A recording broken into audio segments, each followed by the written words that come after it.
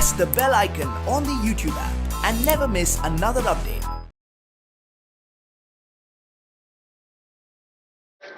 Hello students, let's continue our discussion in the lesson ratio and proportion. In previous class we discussed the exercise 12.0 third question. In exercise 3.12.6 we discussed 3 problems, right? So let's solve remaining problems of exercise 12.3 now. So let's take fourth question. Cost of 5 kg of wheat is 91.50. And what will be cost of 8 kg of wheat and what quantity of wheat can be purchased in 183 rupees ಅಂತ ಕೇಳ್ತಿದ್ದಾರೆ. See ಇಲ್ಲಿ cost of 5 kg wheat ಗೆ 91 rupees 50 paise ಇದೆ. ಅದೇ ತರನೇ what will be the cost of 8 kg of wheat? 8 kg of wheat ಗೆ cost ಎಷ್ಟು ಅಂತ ಕೇಳ್ತಿದ್ದಾರೆ. ಸೊ 5 kg wheat ಗೆ ಎಷ್ಟು ಕೊಟ್ಟಿದ್ದಾರೆ ಅಂದ್ರೆ 91 rupees 50 paise. ನಾವೇನು ಮಾಡಬೇಕು ಫಸ್ಟ್ 1 kg ಆಫ್ ವೀಟಿಗೆ ಎಷ್ಟು ಅಂತ ಫೈಂಡ್ ಔಟ್ ಮಾಡ್ಕೊಳ್ತೀವಿ. ಇಲ್ಲಿ ಬರೋ ಎಲ್ಲ ಪ್ರಾಬ್ಲಮ್ಸ್ ಎಲ್ಲ ಅಷ್ಟೇ ಅವ್ರು ಎಷ್ಟು ಕಾದ್ರು ಕೊಟ್ಟಿಗೆ ನಾವು 1 ಗೆ ಎಷ್ಟಾಗುತ್ತೆ ಅಂತ ಫೈಂಡ್ ಔಟ್ ಮಾಡ್ಕೊಳ್ತೀವಿ. ಅದಾದ್ಮೇಲೆ ಅವ್ರು ಯಾವುದು ಕೇಳಿದ್ದಾರೆ ಅಷ್ಟಕ್ಕೆ ಇಂಟು ಮಾಡಿದ್ರೆ ನಮಗೆ ಆನ್ಸರ್ಸ್ ಗೊತ್ತಾಗುತ್ತೆ. So let us write the given data first. What is the given data? Cost of 5 kg of wheat. Cost of 5 kg of wheat is equals to 91 rupees 50 paise and cost of 1 kg of wheat is equals to 1 kg of wheat ಗೆ ಎಷ್ಟು ಅಂತ ಗೊತ್ತಾಗಬೇಕಂದ್ರೆ ಏನು ಮಾಡ್ತೀರಾ? 91.50 divided by 5. So ಇದನ್ನ ಏನು ಮಾಡ್ತೀರಿ? ಡಿವಿಷನ್ನ right ಸೈಡ್ಗೆ column ಹಾಕೊಂಡು ಮಾಡಿರಿ.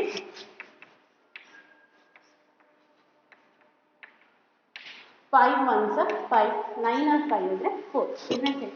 So let's take 1 down. 41. 5 8s 40.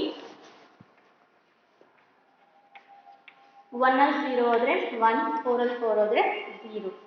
Next ಇಲ್ಲಿ 15 ಇಳಿಸ್ಕೊಂತೀರ, ಬಟ್ ಇಲ್ಲಿ ಡೆಸಿಮಲ್ ಇದೆ ಅಲ್ವಾ, ಪಾಯಿಂಟ್ ಇದೆ. ಪಾಯಿಂಟ್ ಇದ್ದಾಗ ನಾವು ಮೇಲ್ಗಡೆ ಕೂಡ ಪಾಯಿಂಟ್ನ ಇಡ್ತೀವಿ. And 5 3s 15. 5 5 ಆದರೆ 0, 1 ಅಲ್ಲಿ 1 ಅಂದರೆ 0. ನೆಕ್ಸ್ಟು 0 ಕೆಳಗೆ ಇಳಿಸ್ಕೊಂಡ್ರೆ ಆರ್ ನೀವು ಪಾಯಿಂಟ್ ಆದಮೇಲೆ 0 ಇದ್ದರೆ ಅದಕ್ಕೇನು ವ್ಯಾಲ್ಯೂ ಇರಲ್ಲ. ಸೊ ನೀವು 18.30 ಅಂತ ಬರೆದ್ರೂ ಒಂದೇ, 18.3 ಅಂತ ಬರೆದ್ರೂ ಒಂದೇ. Cost of 1 kg of wheat ಎಷ್ಟಾಯಿತು? 18.3. ನಮಗೆ ಫೈಂಡ್ ಔಟ್ ಮಾಡಕ್ಕೆ ಹೇಳಿರೋದು ಎಷ್ಟು? Cost of 8 kg of wheat. So ಈ ಕ್ವೆಶನ್ಗೆ ಆನ್ಸರ್ ಏನು? Cost of 8 kg of wheat 18.3 into 8. ಯಾಕೆ ಇಂಟು 8 ಮಾಡ್ತಿದ್ದೀವಿ ಅಂದರೆ ನಾವು 8 kg ವೀಟ್ಗೆ ಕಾಸ್ಟ್ ಎಷ್ಟು ಅಂತ ಫೈಂಡ್ ಔಟ್ ಮಾಡಬೇಕು. ಸೊ ಅದಕ್ಕೆ 8 3s 24, 2 carry, 8 8s 64, 64 plus 2 66, 8 1s 8, 8 plus 6 48. ಇಲ್ಲಿ ನೋಡಿ 1 ನಂಬರ್ ಆದ್ಮೇಲೆ ಪಾಯಿಂಟ್ ಇದೆ. ಸೊ ಆನ್ಸರ್ ಕೂಡ 1 ನಂಬರ್ ಆದ್ಮೇಲೆ ಪಾಯಿಂಟ್ ಇರ್ತೀವಿ. ಈ cost of 8 kg of wheat ಎಷ್ಟಾಯಿತು? 146.4. ನೆಕ್ಸ್ಟ್ ಬಿ ಏನು ಫೈಂಡ್ ಔಟ್ ಮಾಡಬೇಕು? What quantity of wheat can be purchase to 183 rupees. ಅಂದರೆ ಅವ್ರ ಹತ್ರ 183 rupees ಇದ್ದರೆ ಎಷ್ಟು ವೀಟ್ನ ಪರ್ಚೇಸ್ ಮಾಡ್ಬೋದು? ಫಾರ್ ಎಕ್ಸಾಂಪಲ್ ನಿಮ್ಮ ಹತ್ರ 100 rupees ಇದೆ, ಒಂದು ಚಾಕ್ಲೇಟ್ಗೆ 10 rupees ಆದರೆ ನೀವು ಎಷ್ಟು ಚಾಕ್ಲೇಟ್ನ ಬೈ ಮಾಡ್ತೀರಿ? ನಿಮ್ಮ ಹತ್ರ ಇರೋ ಅಮೌಂಟ್ 100 rupees, ಒಂದು ಚಾಕ್ಲೇಟ್ಗೆ 10 rupees, ಎಷ್ಟು ಚಾಕ್ಲೇಟ್ ಸಿಗುತ್ತೆ? ಏನು ಮಾಡ್ತೀರಿ? 100 ಅಂದರೆ ನಿಮ್ಮ ಹತ್ರ ಇರೋ ಅಮೌಂಟು ಡಿವೈಡೆಡ್ ಬೈ ಒಂದು ಸಿಂಗಲ್ ಚಾಕ್ಲೇಟ್ಗೆ ಎಷ್ಟು ಅಮೌಂಟು ಅಂತ ಡಿವೈಡ್ ಮಾಡ್ತಾರೆ. ಸೊ 10 10s 100, ನೀವು 10 ಚಾಕ್ಲೇಟ್ಸ್ನ ಬೈ ಮಾಡ್ಬೋದು. ಅದೇ ಥರನೇ ಇಲ್ಲಿ ಅವ್ರ ಹತ್ರ ಇರೋ ಅಮೌಂಟ್ ಎಷ್ಟು? 183 rupees and 1 kg of wheat. 183 rupees ಇದೆ. 1 kg of wheat ಗೆ ಇದೆ 18.3 rupees. So total amount ಮತ್ತೆ 1 kg of wheat ಗೆ ಎಷ್ಟು ಅಮೌಂಟ್ ಆಗುತ್ತೆ ಅಂತ ಡಿವೈಡ್ ಮಾಡಿ ನೋಡಿದ್ರೆ ನಮಗೆ ಎಷ್ಟು kg of wheat ನ ಪರ್ಚೇಸ್ ಮಾಡ್ತಾರೆ ಅಂತ ಗೊತ್ತಾಗುತ್ತೆ. So let's do it. Quantity of wheat can be purchased is equals to quantity of wheat can be purchased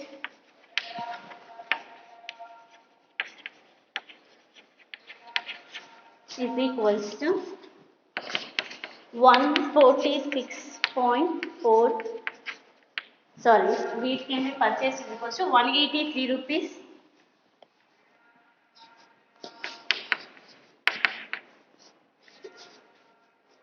183 rupees divided by 1 kg ಎಷ್ಟು 18.3. ಸೊ 183 ನ 18.3 ನ ಡಿವೈಡ್ ಮಾಡಿದ್ರೆ ನಮಗೆ quantity of wheat can be purchase ಎಷ್ಟು ಅಂತ ಗೊತ್ತಾಗುತ್ತೆ. So let's divide it 183 18.3. So 18.3 ಇಂದ 183 ನ ಡಿವೈಡ್ ಮಾಡಬೇಕು. ಹೆಂಗೆ ಮಾಡಿದ್ರಿ? 18.3 ಟೇಬಲ್ಸ್ ಗೊತ್ತಿರಲ್ಲ, ಜಸ್ಟ್ 18.3 ಇಂಟು 10, ಎರಡು ನಂಬರ್ಸ್ ಸೇಮ್ ಇದೆ, ಡೆಸಿಮಲ್ಸ್ ಮಾತ್ರ ಚೇಂಜ್ ಇದೆ ಅಲ್ವಾ. ಸೊ ಇಂಟು 10 ಮಾಡಿದ್ರೆ ಬರುತ್ತೆ ಅನ್ನೋದು ಒಂದು ಕಾಮನ್ ನಾಲೆಡ್ಜ್. ಸೊ ಅದೇ ಟ್ರೈ ಮಾಡೋಣ. 18.3ಗೆ 10 ಇಂದ ಮಲ್ಟಿಪ್ಲೈ ಮಾಡೋಣ. 10 3s 30, 10 8s 80 plus 3 83, and 10 1s 10, 10 plus 8 18. ಇಲ್ಲಿ 1 ನಂಬರ್ ಆದ್ಮೇಲೆ ಪಾಯಿಂಟ್ ಇದೆ ಅಲ್ವಾ, ಇಲ್ಲಿ 1 ನಂಬರ್ ಆದ್ಮೇಲೆ ಪಾಯಿಂಟ್ ಇರ್ತೀವಿ ಅಂದ್ರೆ 0. 18.3 into 10 is nothing but 183.0. 183.0 ಅಂದ್ರೂ ಒಂದೇ, 183 ಅಂದ್ರೂ ಒಂದೇ. So 18.3 into 10, 18.3 10s 183. 3 ಅಲ್ಲಿ 3 ಹೋದ್ರೆ 0, 8 ಅಲ್ಲಿ 8 ಹೋದ್ರೆ 0, 1 ಅಲ್ಲಿ 1 ಹೋದ್ರೆ 0. ಸೊ ಎಷ್ಟು ಕ್ವಾಂಟಿಟಿ ಆಫ್ ವೀಟ್ ನ ಪರ್ಚೇಸ್ ಮಾಡ್ತಿರೋದು? 10 kg of wheat can be purchased by 183 rupees. ಅಂದ್ರೆ 183 rupees ಇದ್ರೆ ಅವರು 10 kg of wheat ನ ಪರ್ಚೇಸ್ ಮಾಡ್ಬೋದು.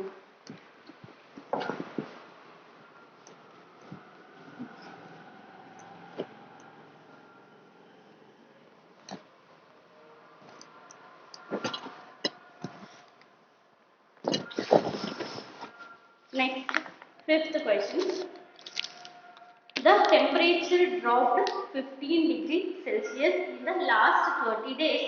If the rate of the temperature drop remains the same, how many degrees will the temperature drop in next 10 days?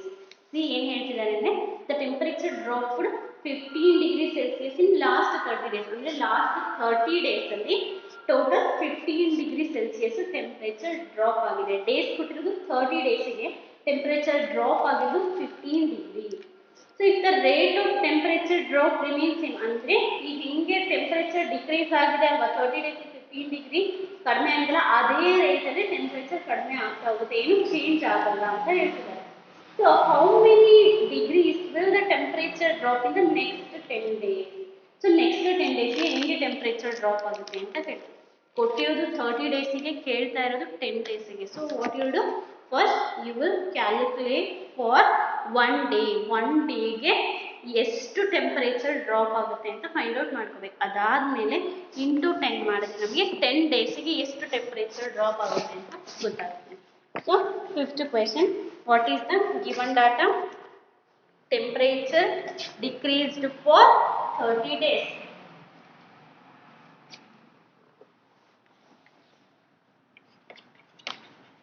Temperature decrease for 30 days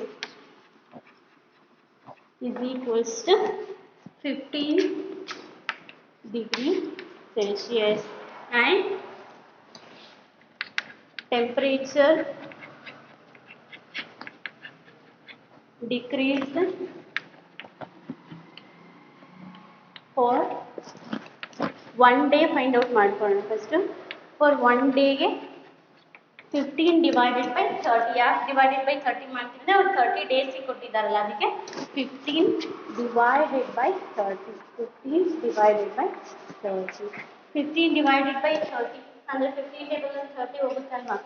15 1s are 15, 15 2s are 30 ಅಂದರೆ ಒಂದು ದಿನಕ್ಕೆ half degree Celsius temperature drop ಆಗುತ್ತೆ, isn't it? So that is the temperature decreased for one day. ನಾವೇನು find out ಮಾಡಬೇಕು ಅಂದರೆ temperature decreased for 10 days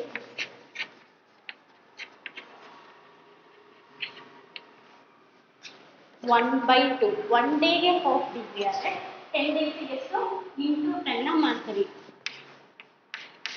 into 10. So 2 1s are 2, 2 5s are 10, isn't it? 2 1s are 2, 2 5s are 10. ಇದು calculation ಕರೆಕ್ಟಾಗಿ ಗೊತ್ತಿರಬೇಕು. Next 1 into 5 ಅಂದರೆ 1 5 5 is 5 degrees Celsius. So temperature decreased for 10 days is 5 degrees Celsius. It's a 30 degree 15 degrees Celsius ಆದರೆ 10 days ಎಷ್ಟು ಬರ್ತಾ ಇದೆ 5 degrees Celsius, isn't it? So let's take sixth question. China pays 15,000 as rent for 3 months.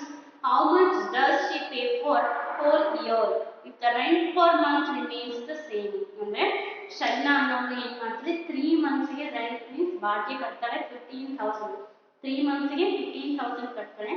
How much does she has to pay for whole year? ಅಂದ್ರೆ ಒಂದು ವರ್ಷಕ್ಕೆ ಎಷ್ಟು ಬಾಡಿಗೆ ಕಟ್ತಾಳೆ ಅಂತ ಕೇಳ್ತಾರೆ. If the rent per month remains same ಅಂದ್ರೆ ಒಂದು ತಿಂಗಳಿಗೆ ಇರೋ ಬಾಡಿಗೆ ಸೇಮ್ ಇರುತ್ತೆ, ಚೇಂಜ್ ಆಗಲ್ಲ ಅಂತ. ಸೊ 3 ಮಂತ್ಸ್ಗೆ ರೆಂಟ್ ಎಷ್ಟು ಅಂತ ಕೊಟ್ಟಿದ್ದಾರೆ. ನಾವೇನು ಮಾಡೋಣ ಫಸ್ಟ್ 1 ಮಂತ್ಗೆ ರೆಂಟ್ ಎಷ್ಟು ಅಂತ ಫೈಂಡ್ ಔಟ್ ಮಾಡ್ಕೊಳ್ಳೋಣ. 1 ಮಂತ್ಗೆ ರೆಂಟ್ ಫೈಂಡ್ ಔಟ್ ಮಾಡ್ಕೊಂಡ್ರೆ ಇಂಟು 12 ಮಾಡಬೇಕು, ಯಾಕಂದರೆ 1 ಇಯರಲ್ಲಿ 12 ಮಂತ್ಸ್ ಇರುತ್ತೆ ಅನ್ನೋದು. 1 ಇಯರಲ್ಲಿ 12 ಮಂತ್ಸ್ ಇರುತ್ತೆ ಅಂದಾಗ ನಾವು 1 ಮಂತಿನ ಫೈಂಡ್ ಔಟ್ ಮಾಡ್ಕೊಂಡು ಇಂಟು 12 ಮಾಡಿದ್ರೆ ಏನು ಗೊತ್ತಾಗುತ್ತೆ, that is rent for 1 year. Fifth question, sorry 6th, what is the given data? Rent for 3 months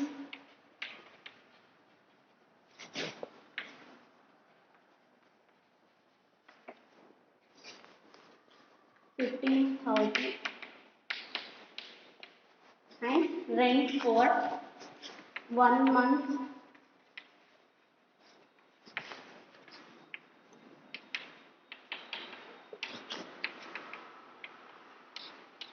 $15,000 divided by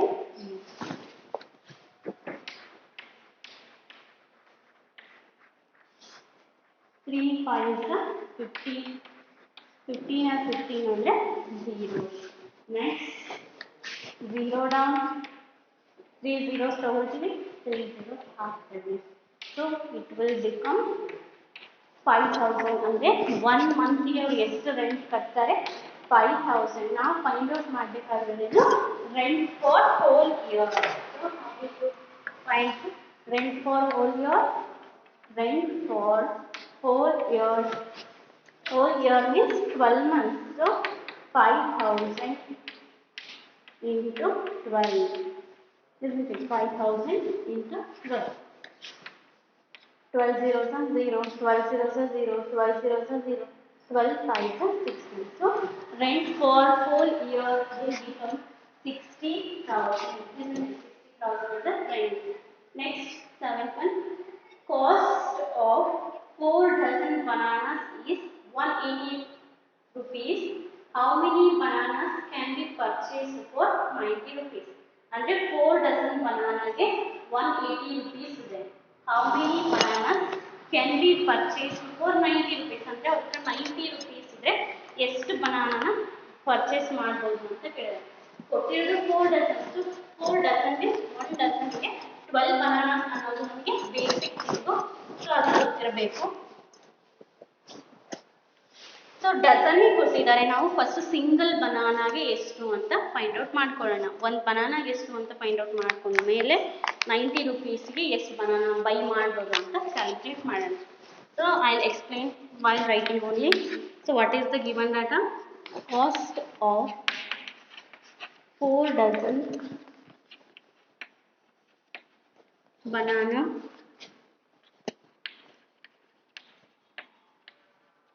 is equals to 180 rupees.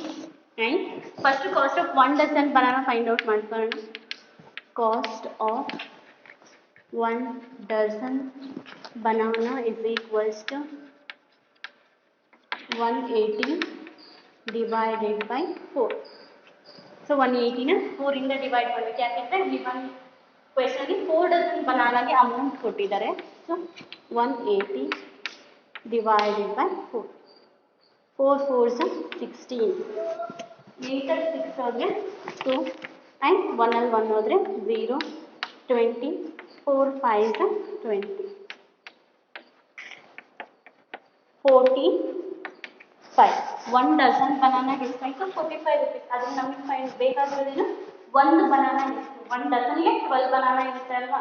So ಏನು ಫೈಂಡ್ ಔಟ್ ಮಾಡಬೇಕು ನಾವು ಕಾಸ್ಟ್ ಆಫ್ 1 ಬನಾನಾಗೆ ಫೈಂಡ್ ಔಟ್ ಮಾಡ್ಕೊಳ್ಳೋಣ. Cost of 1 banana is equal to ಕೊಟ್ಟಿರೋದು 1 dozen ಇದೆ. So ಏನು ಮಾಡ್ತೀರಿ 45 divided by 12 ಇಂದಾನೆ ಯಾಕೆ ಮಾಡಬೇಕು ಅಂದರೆ 1 dozen is equals to 12. So dozen ಅಂದರೆ 12. ನೀವು ಡೈಲಿ ಲೈಫಲ್ಲಿ ಯೂಸ್ ಮಾಡಿರ್ತೀರಿ. ಡಜನ್ ಅಂದರೆ 12 ಅಂತ ಹೇಳ್ತೀವಿ. So 45 divided by 12. 12 3s are 36. 5 ಅಲ್ಲಿ 15 ಅಲ್ಲಿ 6 ಹೋದರೆ 9. ನೆಕ್ಸ್ಟ್ ಏನಾಗುತ್ತೆ 9 ರಿಮೈಂಡರ್ ಉಳಿಯುತ್ತೆ. 9 is less than 1, so point into 0 ತಗೊಳ್ತೀನಿ. 12 7s are 84. ಅಗೇನ್ 10 ಅಲ್ಲಿ 4 ಹೋದರೆ 6. ನೆಕ್ಸ್ಟ್ ಮತ್ತೆ 0 ಇಟ್ಕೊಳ್ತೀವಿ 5. 12 5s are 60. ಎಷ್ಟಾಯಿತು ಅಮೌಂಟು ಕಾಸ್ಟ್ ಆಫ್ 1 ಬನಾನಾ. 1 ಬನಾನಾಗೆ ಅಮೌಂಟ್ ಎಷ್ಟಾಯಿತು 3.75 rupees. ನಾವು ಏನು ಫೈಂಡ್ ಔಟ್ ಮಾಡಬೇಕು 90 rupeesಗೆ ಎಷ್ಟು ಬನಾನಾ ಬರುತ್ತೆ ಅಂತ ಫೈಂಡ್ ಔಟ್ ಮಾಡಬೇಕಲ್ವಾ. ಸೊ ಏನು ಮಾಡ್ತೀವಿ 90ನ 3.7 ಇಂದ ಡಿವೈಡ್ ಮಾಡಿದ್ರೆ ನಮಗೆ number of banana can be purchased ಗೊತ್ತಾಗುತ್ತೆ. So therefore number of bananas can be purchased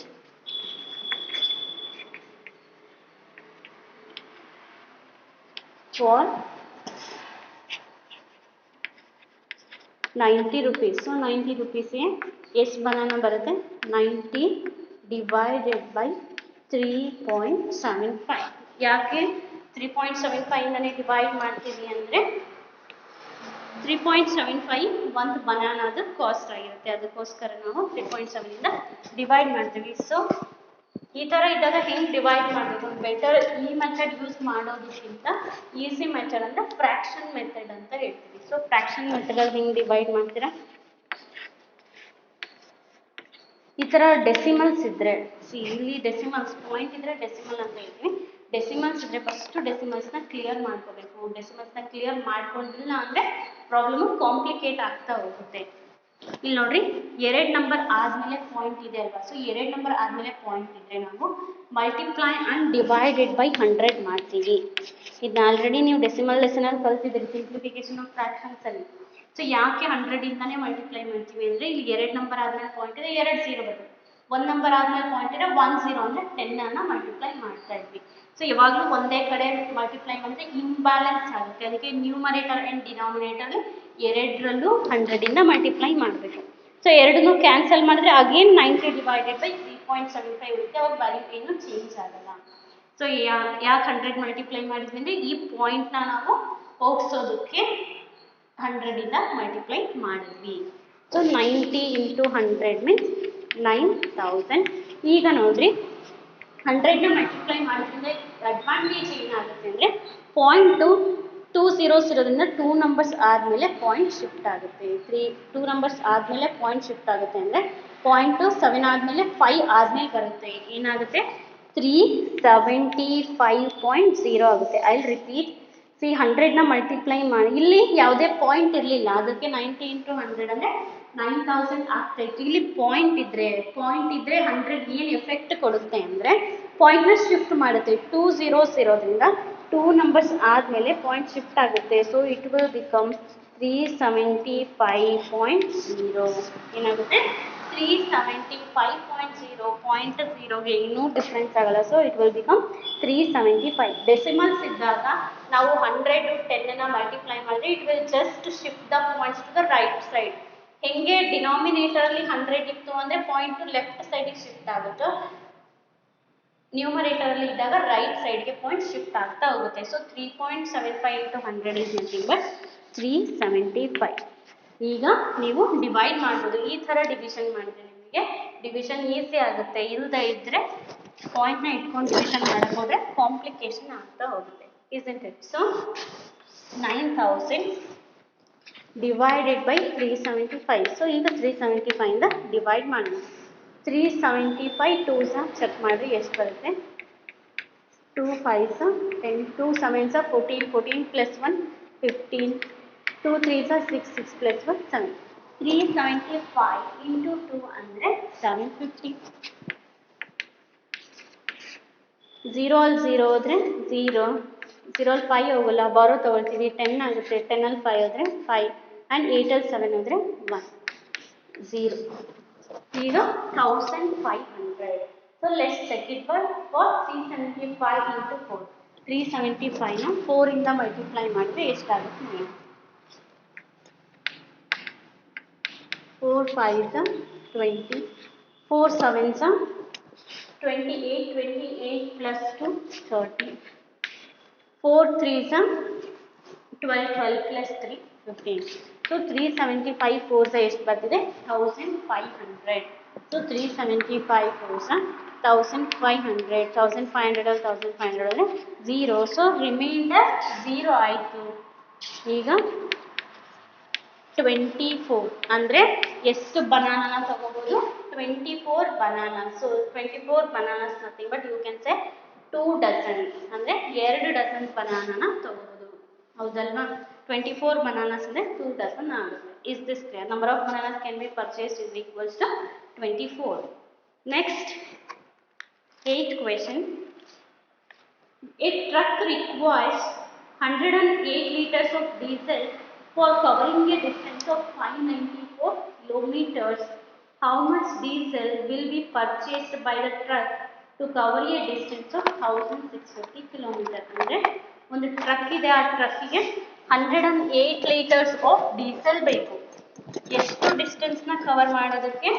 594 kilometre ಡಿಸ್ಟೆನ್ಸ್ನ cover ಮಾಡೋದಕ್ಕೆ 108 ಲೀಟರ್ಸ್ ಬೇಕು. ಅವ್ರು ಏನು ಕೇಳ್ತಿದ್ದಾರೆ ಅಂದರೆ 1650 ಕಿಲೋಮೀಟರ್ಸ್. 1650 ಕಿಲೋಮೀಟರ್ಸ್ನ ಕವರ್ ಮಾಡೋದಕ್ಕೆ ಎಷ್ಟು ಡೀಸೆಲ್ ಬೇಕು ಅಂತ ಕೇಳ್ತಿದ್ದಾರೆ. ಸೊ ನಾವೇನು ಫೈಂಡ್ ಔಟ್ ಮಾಡ್ಕೊಳ್ಳೋಣ ಅಂದರೆ, ಫಸ್ಟು 1 ಲೀಟ್ರಿಗೆ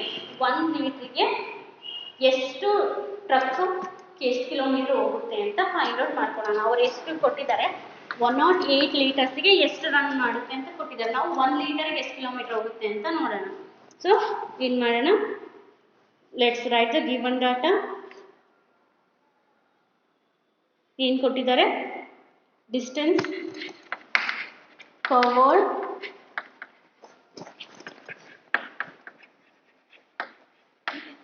by 108 liters of diesel. 108 liters of diesel ಗೆ 594 ಕಿಲೋಮೀಟರ್ ಕವರ್ ಆಗುತ್ತೆ. Next, distance covered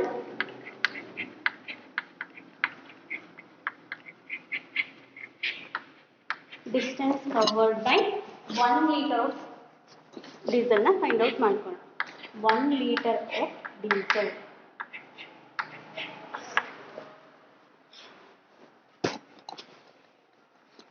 $594 divided by 108. So divide ಮಾಡಿ ನೋಡೋಣ.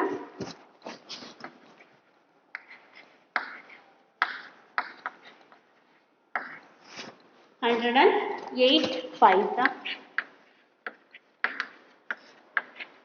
5 zeros are 0, 0 plus 4, 4, 5 ones are 5.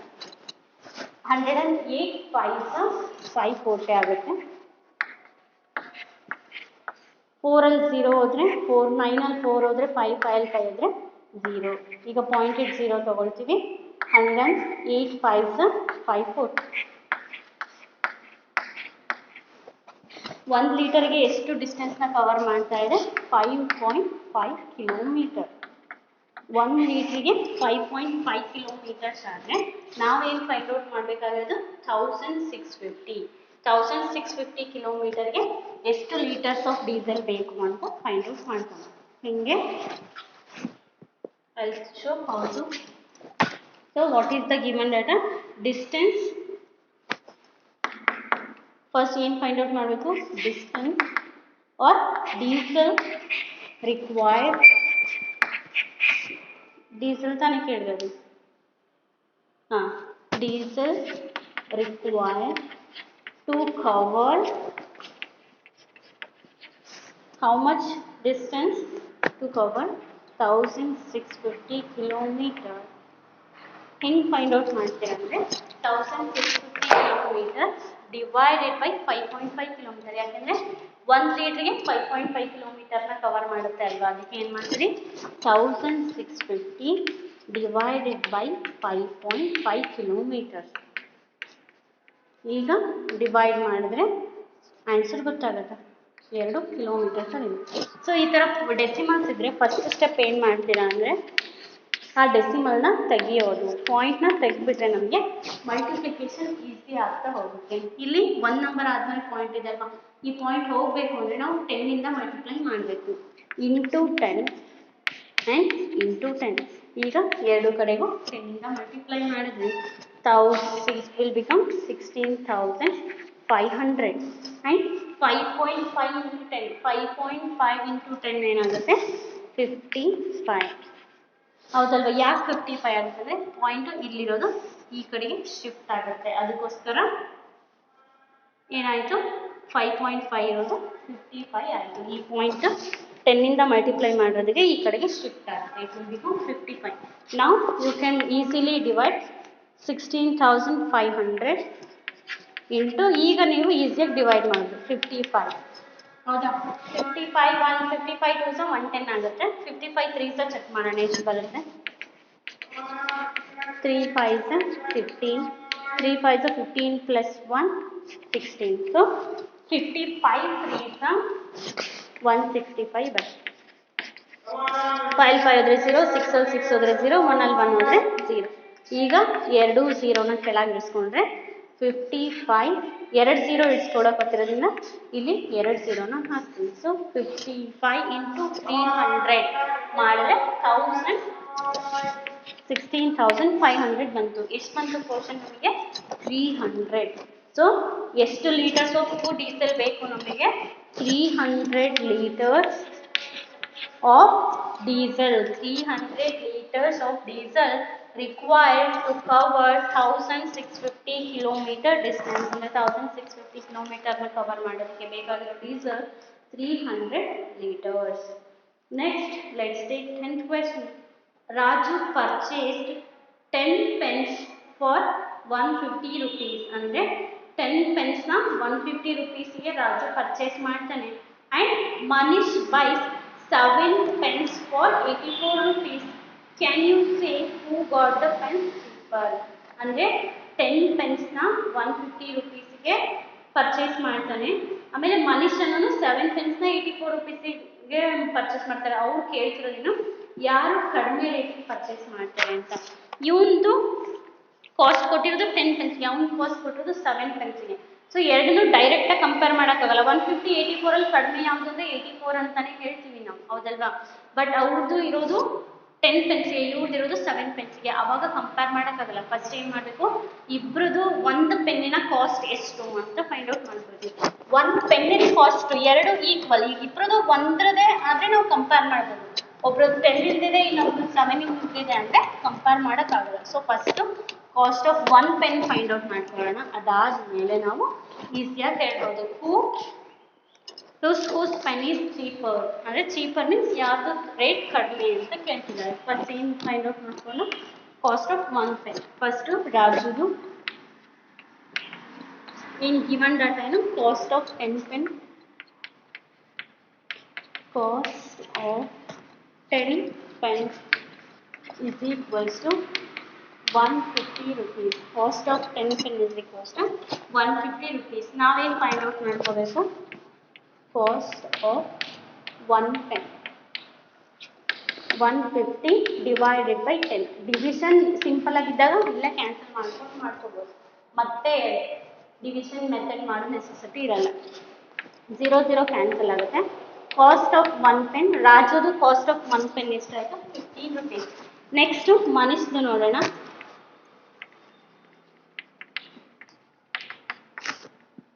Cost of 7 pen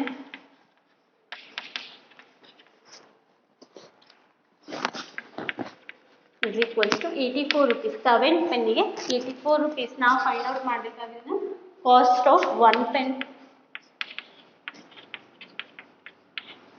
84 divided by 7. So 84ನ 7ಇಂದ ಡಿವೈಡ್ ಮಾಡಿದ್ವಿ. 7 1s 7, 8 7 ಹೋದರೆ 1 4 ಡೌನ್, 7 2s 14. ಸಿ ಕಾಸ್ಟ್ ಮನಿಷ್ಟು ಒಂದು ಪೆನ್ನಿನ cost ಎಷ್ಟಾಯಿತು? 12 rupees ಆಯಿತು.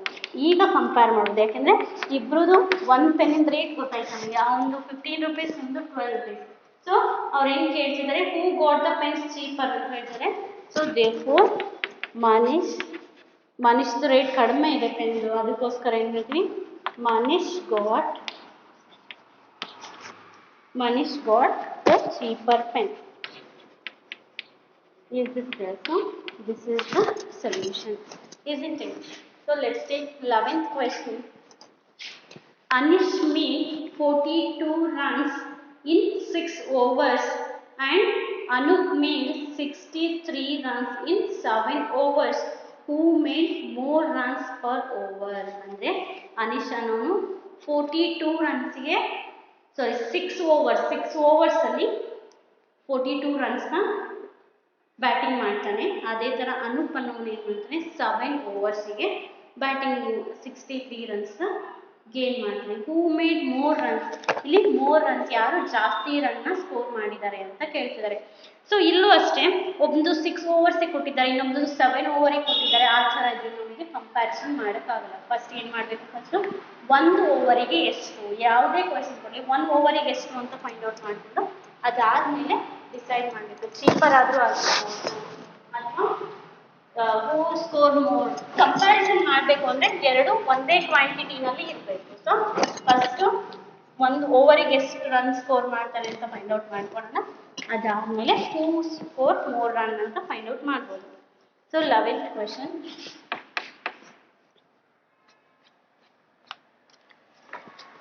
runs scored in 6 overs. First I need to find out one. 6 overs is equals to 42. First 1 over ಗೆ ಎಷ್ಟು ಅಂತ find out ಮಾಡ್ಕೊಳ್ಳೋಣ. Run scored in 1 over 42 divided by 6. 6 sevens ಹೌದಲ್ವಾ?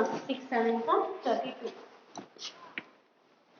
1 ಓವರಿಗೆ ಎಷ್ಟು run score ಮಾಡ್ತಾನೆ? 7 ರನ್ಸ್. ಯಾರು? ಅನಿಶ್. ನೆಕ್ಸ್ಟ್ ಏನು ಫೈಂಡ್ ಔಟ್ ಮಾಡಬೇಕು? ಅನು. Run scored